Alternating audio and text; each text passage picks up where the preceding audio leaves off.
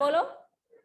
बिल्कुल ठीक, credit revenue from operation because debtors and BR are always related with credit sales, और sales को इस क्लास में सेल ना कह के हम लोग रेवेन्यू फ्रॉम ऑपरेशन कहते हैं, divided by average trade receivables. If provision for doubtful debt is being given, we never consider it because we have to take the gross value of your BR and debtors. इसका formula बनाते हैं भाई, और इसका sibling कौन है? Average collection period. Again it is equal to either in days और in months. अगर डेज में है तो 360 डेज डिवाइडेड बाय टीआर. पहले ये कैलकुलेट होगी तभी उसका सिबलिंग होगा. ठीक है. Now we are proceeding to the third ratio which is totally opposite. आप मेरे को बताओ, क्रेडिटर्स और बीपी किससे रिलेटेड होते हैं? कौन सी परचेज से? क्रेडिटर्स और BP are related with purchases. कौन सी purchases? Credit purchase. So we will be taking numerator credit purchases divided by average payables. Very good. हाँ जी, सेकंड की इलस्ट्रेशन नहीं करवाई मैंने को, तो दोनों की इकट्ठी कर लेंगे, कोई बात नहीं. इसका फॉर्मूला पता चल गया. Credit purchases divided by average payable. What is the meaning of average payable भाई? Opening BP plus opening creditors plus closing BP plus closing creditors divided by not 4 divided by 2, क्योंकि ये अपने आप में एक वाइडर टर्म है as we were doing in our TR. BP और creditors तो दोनों का कॉम्बिनेशन किसके बराबर है? टीपी के बराबर, दैट इज ट्रेड पेएबल के बराबर. ठीक है. सो इसकी इलस्ट्रेशन भी अभी रहती है, इसकी भी रहती है. We will be picking these two ratios today, right. जो कॉम्प्रिहेंसिव है मैंने वही करवानी है, सिंपल तो आपको पता चल ही गया. Let's see.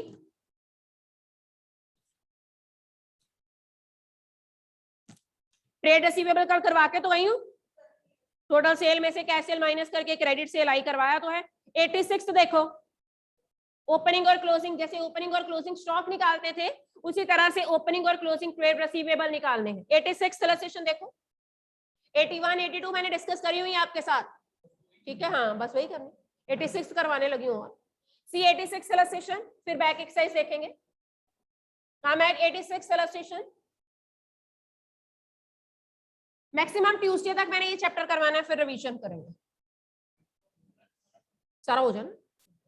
कल का दिन है, मंडे है, ट्यूसडे है, 3 दिनों में नहीं होगी रेशियो, 4 ही तो रेशियो रहेगी. Example number 86. Cash revenue from operation. Cash sale मतलब cash revenue from operation is 1/3 of credit revenue. It means कि अगर मैं क्रेडिट रेवेन्यू को x मान लूं तो कैश रेवेन्यू x/3 होगा. देखते हैं आगे क्या है. Cost of revenue from operation में COGS, that is 3,60,000. GP 25% of. सम्यक और अभिषेक, आपको हमेशा डाउट रहता है, this is 25% of revenue from operation. किसका 25%?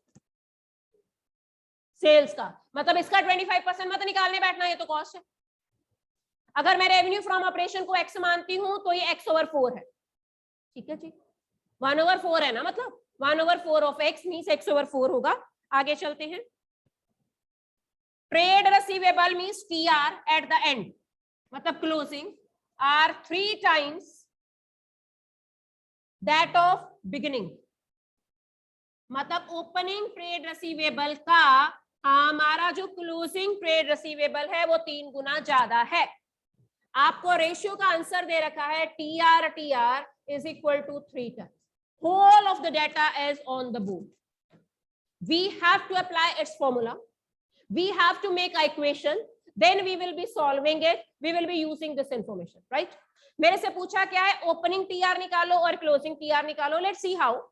इसका फॉर्मूला सबको पता है. Credit revenue from operations divided by average TR. Am I right? This is equal to 3 times average TR. Okay, this we can calculate. Cost of revenue from operation is this, and GP. Cost of revenue from operation में अगर GP add कर दें तो मेरे पास total sale आ जाएगी. Total sale में से cash sales क्या कर देंगे माइनस, तो मेरे पास क्रेडिट सेल आ जाएगी. मींस यहाँ पे एक चीज मेरे को पता होनी चाहिए, या न्यूमरेटर या डिनोमिनेटर फिर इक्वेशन बने. ठीक है. So let us assume what I am going to assume. I am going to assume total revenue from operation is equal to x.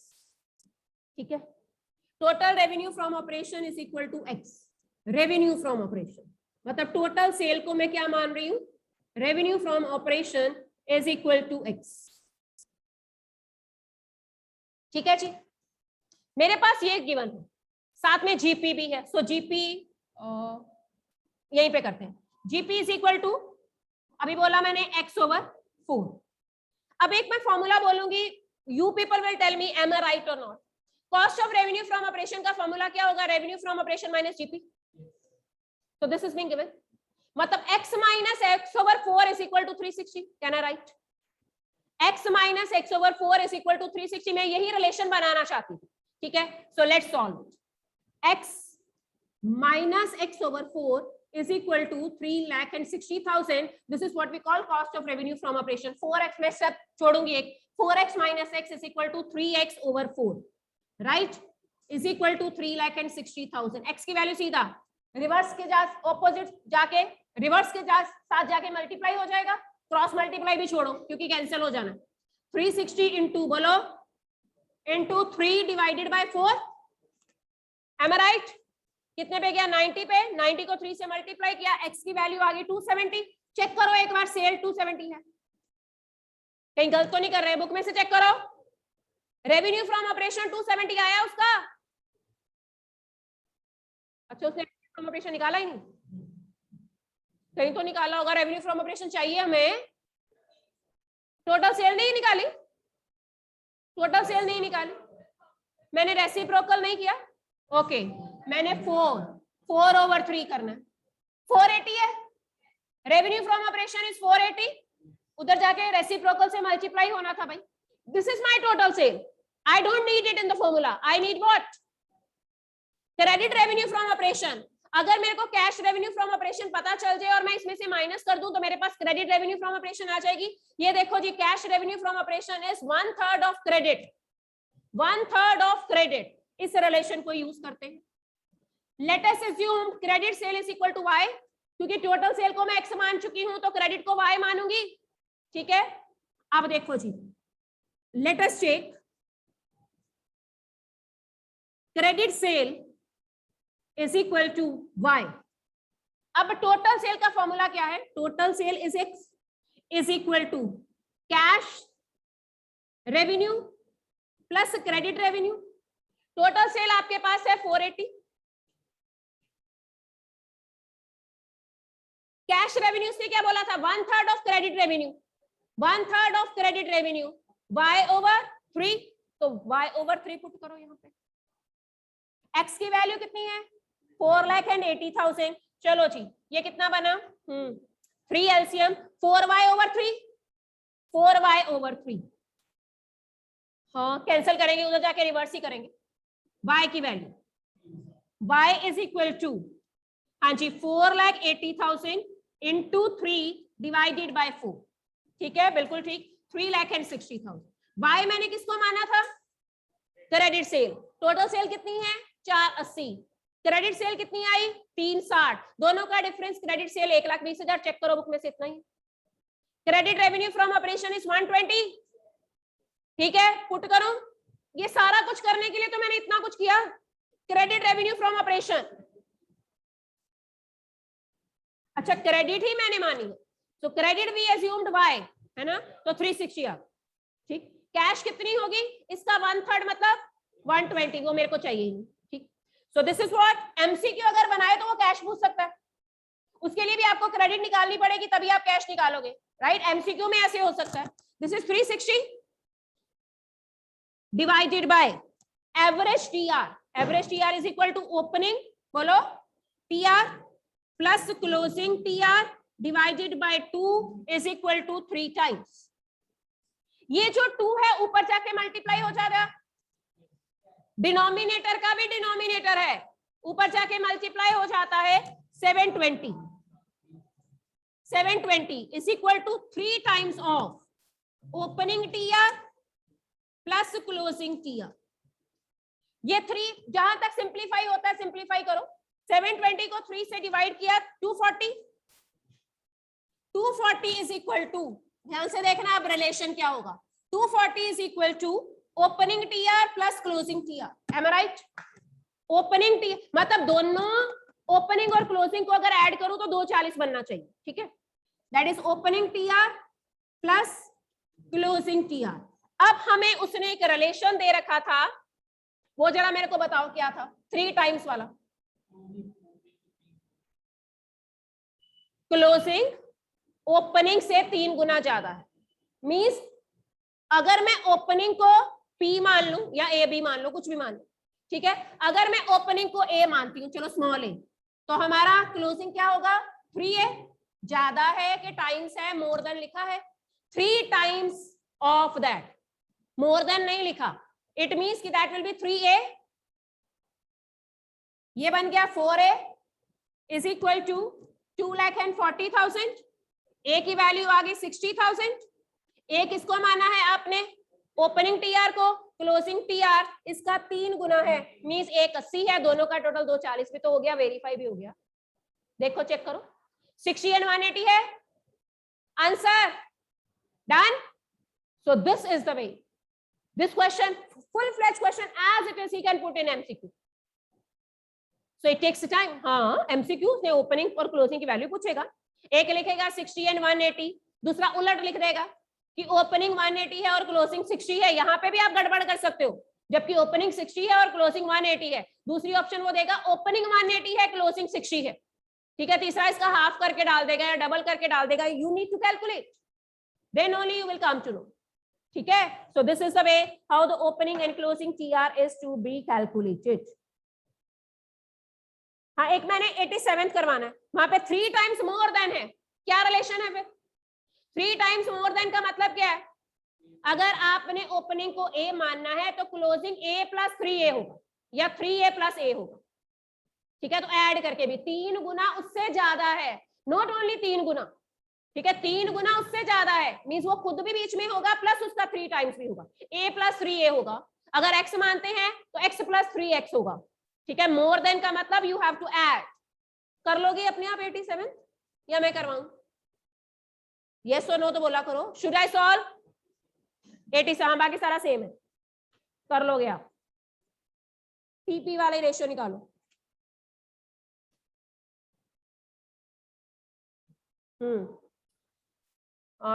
Trade payable turnover ratio formula बोलो, net credit purchase, net word जरूर लिखना भाई, net का मतलब है अगर question में purchase return है तो माइनस करनी है, ठीक है। Net credit purchases divided by average trade payables, done. So let's okay, who will tell me what this ratio tells? अगर ट्रेड रिसीवेबल टर्नओवर रेशियो हमें ये बताती है the speed with which the amount is being collected from the debtors and BR, what ratio, what this ratio tells us? बिल्कुल ठीक है, the speed with which we are making the payment to our creditors and BP। किस speed और कितनी frequency से हम अपने trade payables की पेमेंट करते हैं। Higher the ratio better it will be और lower the ratio better it will be. गलत, बताओ, आप बताओ, दोनों को जस्टिफाई करो। जो लोग कह रहे हैं लोग lower the better it will be और higher the better it will be, दोनों आंसर्स को जस्टिफाई करो, फिर मैं बताऊंगी अपना व्यू। सिंपल सी बात है, जब आपकी क्रेडिटर्स की मैच्योरिटी हुई है आप उस टाइम पे पेमेंट करो, टाइम से पहले भी पेमेंट करने की जरूरत नहीं है। अगर आपको क्रेडिट पीरियड मिल रहा है तो लेट्स एंजॉय दैट। अगर किसी क्रेडिटर ने बोला है कि 4 महीने के बाद मेरे को पेमेंट कर देना, मैं क्यों 2 महीने के बाद पेमेंट करूं? Why not to use that money? ये मेरा फाइनेंशियल मैनेजर मेरे को सिखाएगा। 4 महीने का क्रेडिट मिला है तो अवेल दैट ना, why to make the early payment, ठीक है। हाँ अच्छा, दिमाग के बर्डन को कम करना है and you afford to make the payment, then why you ask for 4 months time? आप तभी कहते हैं मैं 1 महीने के बाद अरेंज कर लूंगा, मैं पेमेंट कर दूंगा, ठीक है ना। आपने क्यों अवेल किया? जब उसने आपको बोला कि मैं आपको 4 महीने का क्रेडिट देता हूं, you agreed. Why you agreed? आप बोलो मैं 15 दिन के बाद पेमेंट कर दूंगा, ठीक है। बिजनेस में पैसा सर्कल में चलता है भाई, बिजनेस साइकिल ऐसे ही चलता है। तो if you have the money that you can री इन्वेस्ट इन द बिजनेस, आप उसको एक्सपेंशन और ग्रोथ के लिए यूज कर सकते हैं। फिर 4 महीने बीतेंगे तो आप इजीली पेमेंट कर देना।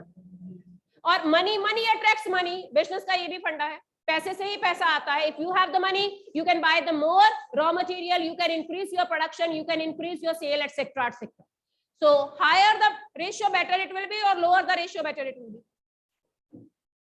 डिले मत करना कभी भी पेमेंट से। अगर 4 महीने का टाइम पीरियड मिला है तो एक्सक्यूज मत बनाना, फिर आपका नेम और फेम क्या होगा? डैमेज हो। जितना टाइम पीरियड मिला, हाँ उससे 15-20 दिन पहले अरेंजमेंट हो गया तो पेमेंट कर दो, लेकिन ये नहीं कि उसने 4 महीने का टाइम पीरियड दिया तो आप महीने बाद ही पेमेंट कर रहे हो। Why?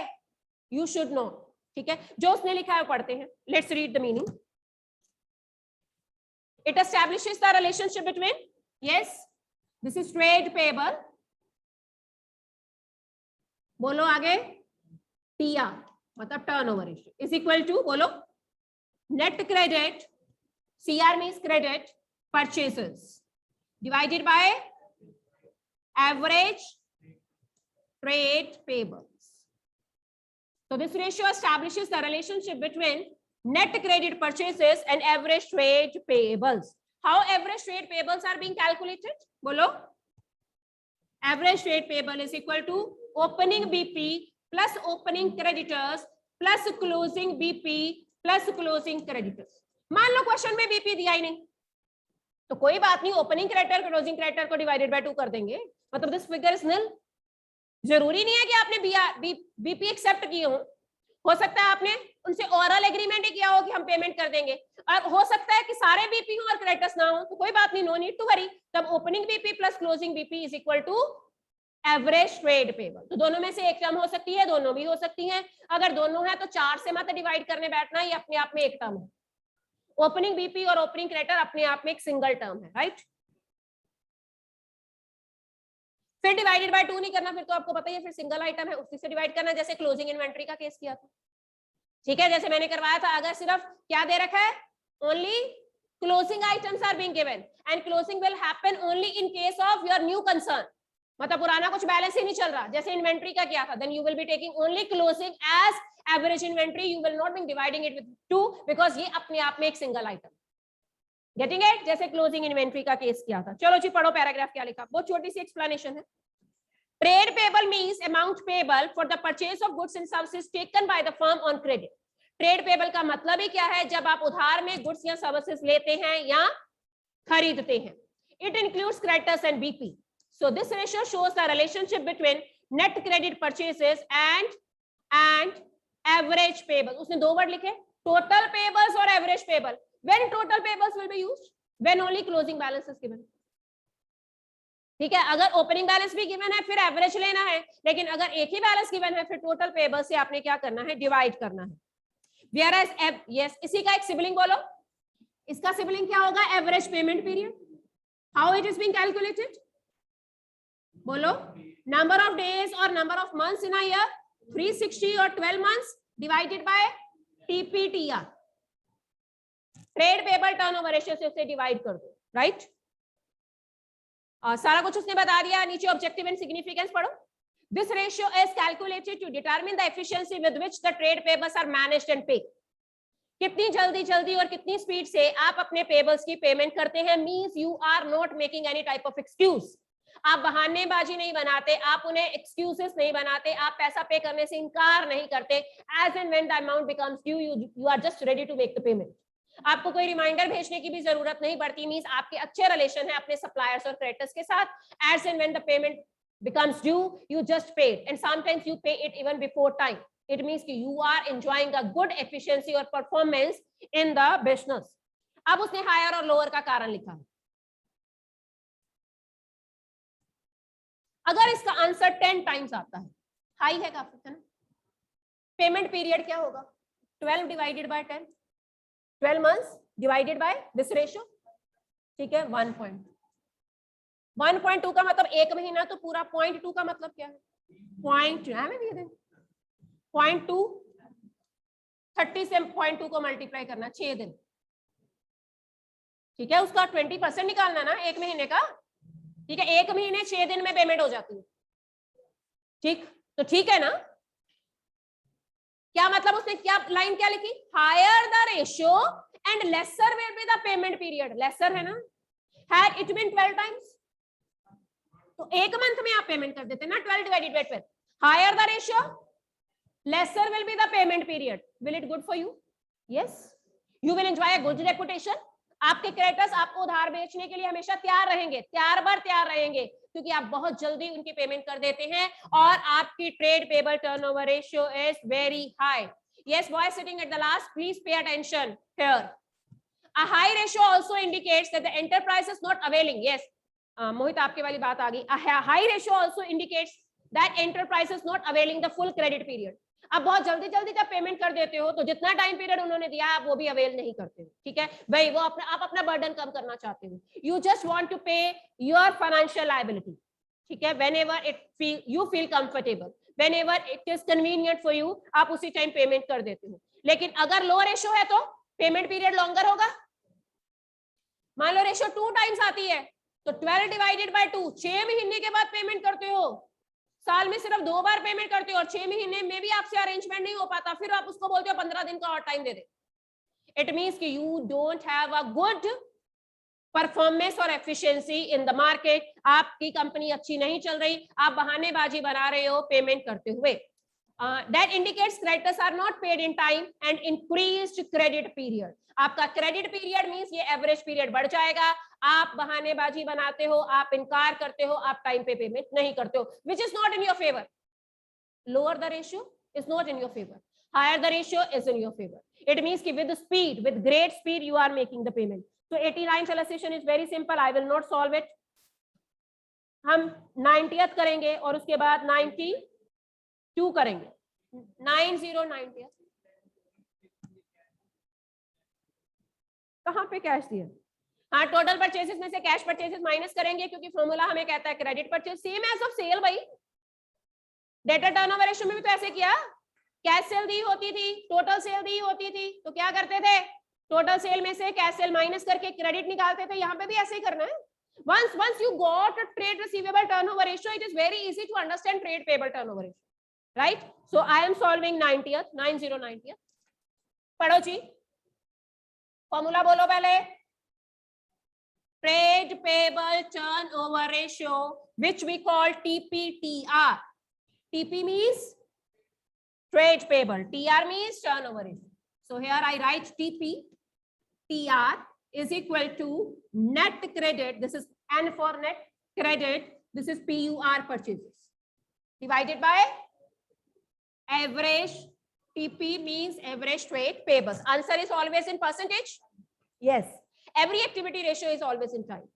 All the turnover ratio starts with T, turnover from T, and answer will also be in T. That is what times. T for turnover, T for times. याद रखना है. मैं एक आंसर पेपर में लिखूंगी 2:1, दूसरा आंसर मैं लिखूंगी इसका 2 टाइम्स. आप किस पे टिक लगाओगे? ठीक है, एक मैं लिखूंगी 20%. परसेंटेज में तो हो ही नहीं सकती, पहले ही पता. ठीक है ना? So thereby you need to be very careful. और बड़े क्लोज से आंसर होंगे, ठीक है, जहां पे आप कंफ्यूज हो सकते हो. There is a possibility to get confuse there. तो सब प्रैक्टिस करके जाएंगे तो कंफ्यूज नहीं होंगे. फिर चीटिंग की पॉसिबिलिटी भी नहीं है क्योंकि ऑफलाइन पेपर है. और one thing I must clear, her teacher ने वैसे बता दिया होगा 2 सेट्स होंगे. और by following the protocol of this, one line will be of commerce, another will be of 10th, another will be of 9th, then it will be of 11th class. हाँ जी, एक class में एक class की एक ही line होगी. और वैसे भी हम एक लाइन शायद खाली छोड़े या एक बेंच 2 बेंच खाली छोड़े. We have to follow that protocol of कोविड-19. ऐसे ही होगा. आप पेपर ना दो, बेटर है, वही आपकी फेवर में जाता है. ऑनलाइन कैसे करवा दो? सीबीएसई कहता है, गवर्नमेंट कह रही है ऑफलाइन होना, तो करवा देंगे. आप वेट करते रहो, आप वेट करते रहो और पेपर नहीं दो. Opening sundry creditors. It don't put words in my mouth. I am just recording my lecture. It has been recorded now. Opening sundry creditors are 80,000. Opening BPS दोनों को ऐड करो 3,000, 83,000 बस करो. ऑरली करवाओ. ये 1 लाख और 1,17,000 कितना 2 लाख बन गया. So this is what total TP. मेरे को इसका एवरेज निकालना है. Divided by 2, that is equal to 1 lakh. Denominator आ गया. बोलो हाँ या ना, तो बोलो. Average trade payable is 1 lakh. अब मेरी क्या ड्यूटी बनती है? मेरे को कहीं नेट क्रेडिट परचेसेस पता चल जाए, न्यूमिनेटर आ जाएगा और आंसर भी आ जाएगा. Okay, you have purchases in the question, that is total. You have cash purchases in the question. Minus करिए. 14 लाख में से 5 लाख माइनस किया, 9 लाख बना. और 1 लाख रिटर्न भी माइनस किया तो 8 लाख बना. 8 lakh divided by 1 lakh is equal to 8 times. Payment period निकलवाओ, साल में 8 बार आप अपने क्रेडिटर्स को पे करते हो, कितने कितने दिनों या कितने कितने महीनों के बाद? 360 करें इस बार 8 टाइम्स। करो कैंसिल, फ्रैक्शंस में निकालेंगे, राउंड ऑफ कर लेंगे डेज, कोई बात नहीं। करो जी, 4 पे गया 32 और उसके बाद 4 32 4 ही बचा 5 45 डेज। 45 डेज नहीं, 1.5 महीना। अगर मैं मंथ वाइज निकालती तो 1.5 आना, कैलकुलेट करके देख लो 1.5 कैसे आया बोलो। 12 डिवाइडेड बाय 8 कितना आंसर आएगा? 3 divided by 2 is equal to 1.5 months. अब पता चल गया, मैंने 0.5 को 30 से मल्टीप्लाई करना है तो 15 दिन बनने, 1 महीना 15 दिन। आप कह रहे थे वहां पे 1.2 मींस 1 महीना और 20 दिन, नो, 1 महीना 6 दिन।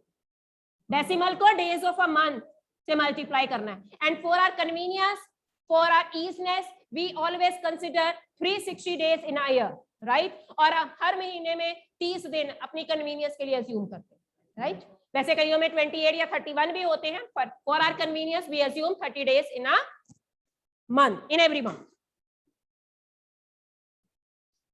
91st you can see yourself, 92nd see 92nd illustration. Write down the values and start solving 92nd. Hurry up. Meanwhile I will also erase and I will solve 92nd. क्योंकि आपको copy pen पकड़ने की आदत हट चुकी है, that's why it is difficult for you to appear for offline exam, क्योंकि वहां पे हाथ चलाने पड़ने हैं ना, वहां पे टाइप करना। टिक करने से पहले आपको समझ नहीं आई अभी कितने सारे सॉल्व करने वाले क्वेश्चन आने हैं।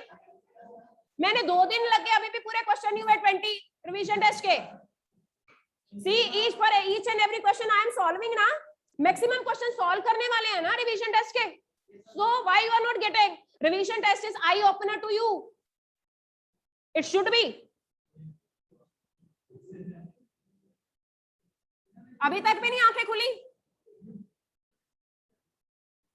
कर ही जाए फिर, हमने होने नहीं देनी। अच्छा ठीक है, ओके ठीक है। अगला बंदा ही अगर गलत सॉल्व करेगा फिर क्या करोगे? Cash purchases same as of cash sales. जैसे प्रथम first see here, cash purchases is equal to 25% of total purchases. Total purchases को एक्स मान लेंगे, पर बाद में देखते हैं। रेवेन्यू फ्रॉम ऑपरेशन ऐसे ही दे दिया, हमें क्या जरूरत है इसकी? 10 लाख सेल दे रखी है, देखते हैं यूज होगी कि नहीं। कोई मिसिंग वैल्यू के लिए क्या पता यूज हो। GP 25% of revenue. Opening inventory, this is inventory भाई। आईटीआर रेशियो देके वो मेरे से पेबल टर्नओवर रेशियो निकालने को बोल रहा है। कितना घुमा फिरा के क्वेश्चन डाला है, ठीक है। How we will solve it, let's see. Opening inventory is, closing inventory is 5 lakh. Trade payable turnover ratio is 3 times. Closing payables are 250 in excess of opening TP. बस हमसे क्या पूछा? ओपनिंग टीपी निकालो और क्लोजिंग टीपी निकालो, जैसे हम लोगों ने पहले क्वेश्चन में किया था। ओपनिंग टीआर निकालो और क्लोजिंग टीआर निकालो। बच्चों ध्यान से सुनो, बेल हो भी जाएगी, we will solve this question, right. Opening inventory और क्लोजिंग इन्वेंट्री चलो कल डिस्कस करें।